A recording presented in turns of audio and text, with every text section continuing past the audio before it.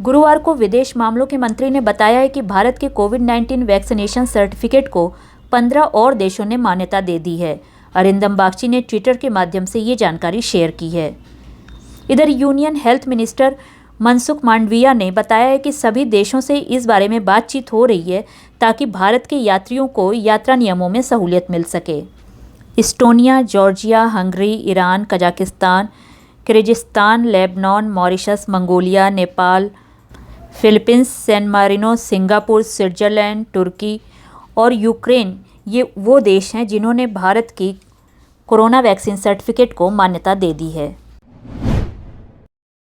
Saudi ने भारत समेत कई देशों के लोगों को डायरेक्ट एंट्री की इजाज़त दे दी है। 1 दिसंबर 2021 से सऊदी में डायरेक्ट एंट्री की इजाज़त मिल चुकी है। अब दूसरे देशों में 14 दिन बिताकर सऊदी जाने की ज़रूरत नहीं होगी।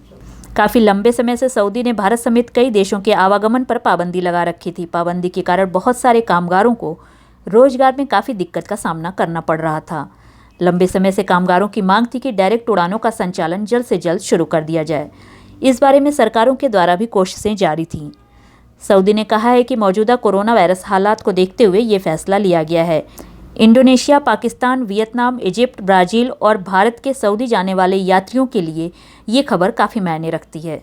आंतरिक मंत्रालय का कहना है कि इस बारे में निर्देश दिए गए हैं। सभी को कोरोना वायरस से बचने के लिए दिए गए दिशा निर्देशों का पालन करना ज़रूरी होगा। हालांकि सऊदी में एंट्री के बाद आपको 5 दिनों के लिए इंस्टीट्यूशनल क्वारंटीन में रहना होगा। पहले जब सऊदी ने डायरेक्ट उड़ानों के संचालन पर पाबंदी लगा रखी थी, तब कामगार दूसरे देशों से होकर सऊदी जाया करते थे, यानी कि उन्हें ट्रांजिट करना पड़ता था। हालांकि इस तरह की यात्रा सभी लोगों के लिए संभव नहीं थी, क्योंकि इसमें समय और पैसे दोनों की बर्बादी होती थी। ऐसे में पहले से ही पैसे की मार झेल रहे कामगारों के लिए ट्रांजिट करना उनकी परेशानी का हल बिल्कुल नहीं था। अधिकारियों का कहना है कि भारत और यूएई के बीच उड़ानों को सुचारू रूप से चलाने को लेकर कोशिशें लगातार जारी हैं। ऐसा माना जा रहा है कि अगर सामान्य तरीके से उड़ानों का संचालन शुरू हो जाता है तो यात्रियों की संख्या दोगुनी हो जाएगी। कोविड-19 के कारण भारत और यूएई के बीच सिर्फ एयर बबल एग्रीमेंट ही उड़ानों का संचालन किया जा रहा है। कोविड-19 के कारण भारत और यूएई के बीच सिर्फ एयर बबल एग्रीमेंट के तहत ही उड़ानों का संचालन किया जा रहा है।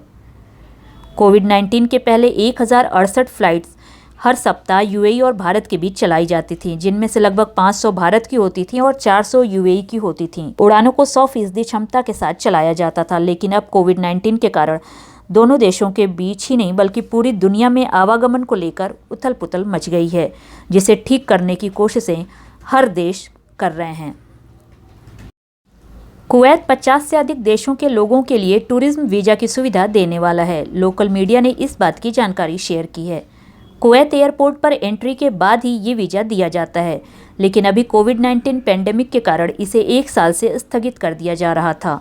United Kingdom, Germany, Spain, Australia, Norway, तुर्की, चाइना, कनाडा, साउथ कोरिया सहित 53 देशों को टूरिज्म वीज़ा जारी किया जाएगा। इसका पेमेंट भी इलेक्ट्रॉनिकली किया जा सकता है। जीसीसी कंट्रीज़ के कुछ लोगों के लिए भी इस वीज़ा की सुविधा दी गई है।